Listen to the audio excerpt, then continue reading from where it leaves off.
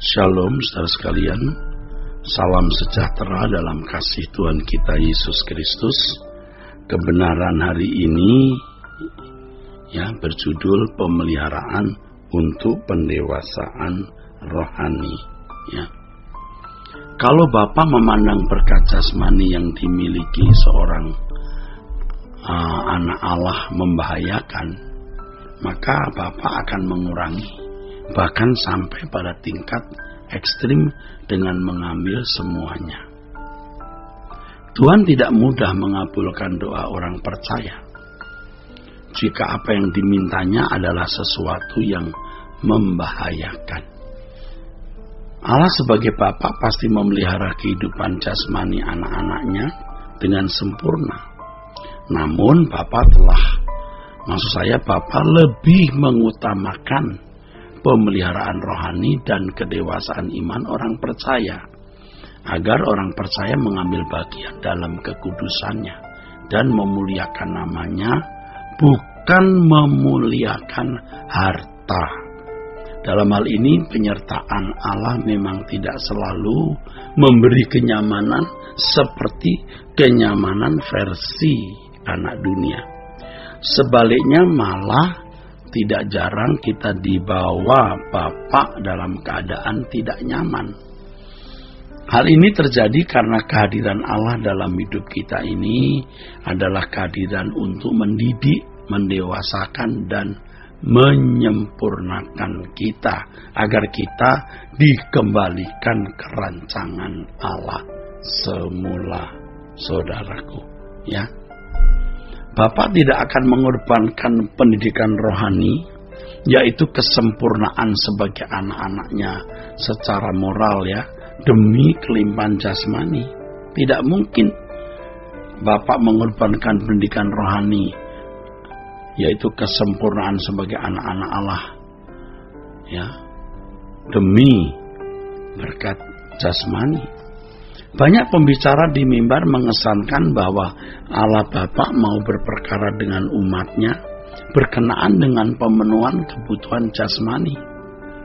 Adapun mengenai kehidupan rohani dikesankan bahwa itu bisa bertumbuh dengan sendirinya secara otomatis dan mudah, jadi tidak perlu dipersoalkan. Nah, ini sebuah kesan dan pesan yang menyesatkan. Itulah sebabnya dalam pertemuan-pertemuan bersama di beberapa gereja, yang mereka utamakan adalah puji-pujian dan pengagungan terhadap kuasa dan kebaikan Allah saja.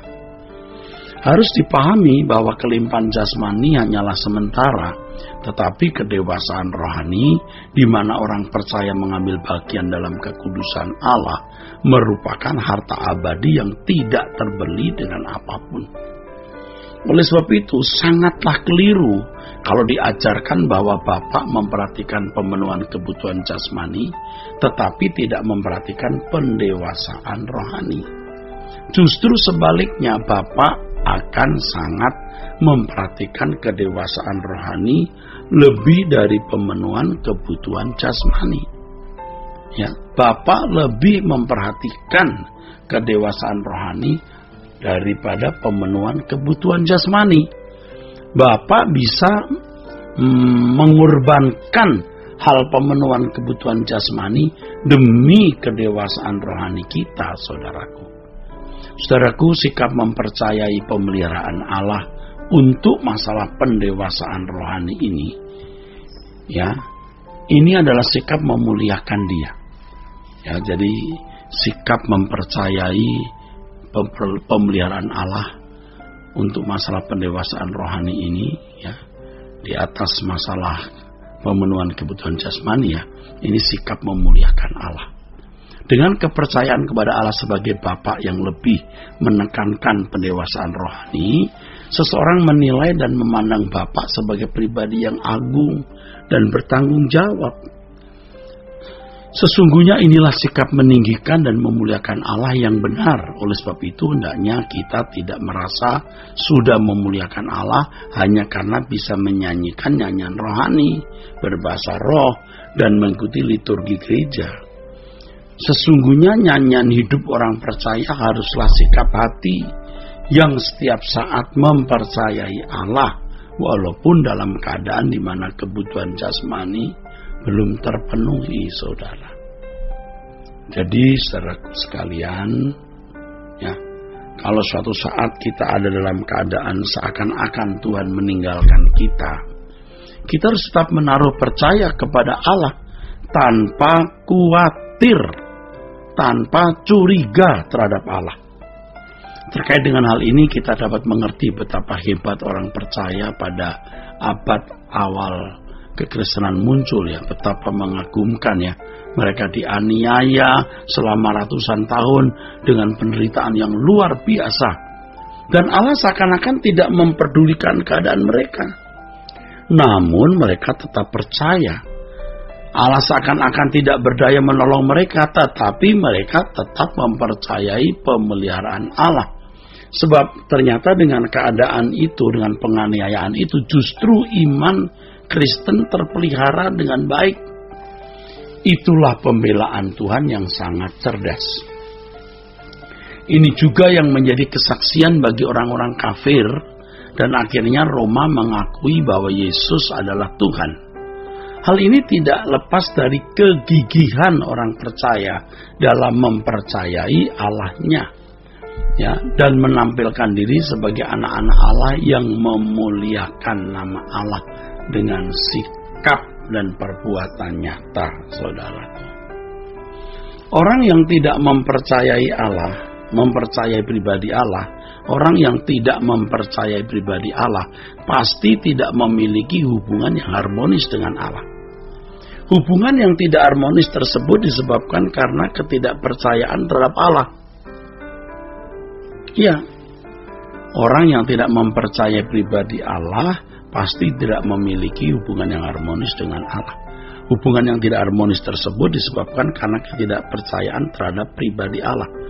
Dan orang-orang seperti ini hatinya pasti hanya ditambatkan kepada berkat-berkat jasmani. Seseorang tidak dapat memiliki hubungan yang harmonis dengan Allah kalau hati mereka ditambatkan kepada kekayaan yang menjadi tempat perlindungan. Orang-orang seperti itu tidak mampu mempercayai Allah sepenuhnya, sebab Allah tidak kelihatan dan seakan-akan tidak ada. Biasanya orang-orang seperti itu berharap bantuan doa pendeta atau orang-orang yang dipandang dapat menjadi mediator dengan Allah. Oleh karena itu larislah orang-orang yang mengaku diri sebagai distributor berkat Allah. Laris, ya. Namun hal itu merusak pertumbuhan iman yang murni dari jemaat Tuhan. Orang-orang seperti itu tidak memuliakan Allah. Mereka meragukan kasih dan pemeliharaan Allah yang sempurna. Sebenarnya, saudaraku, mereka adalah orang-orang penakut yang tidak dapat mempercayai Allah dengan benar.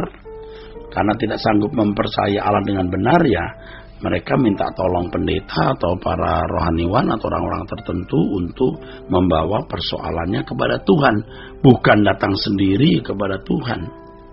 Kalau seseorang diliputi dengan perasaan takut dan cemas, ia memandang Bapa sebagai pribadi yang tidak bertanggung jawab. Ia memandang Allah Bapa sebagai pribadi yang tidak peduli kepada anak-anaknya.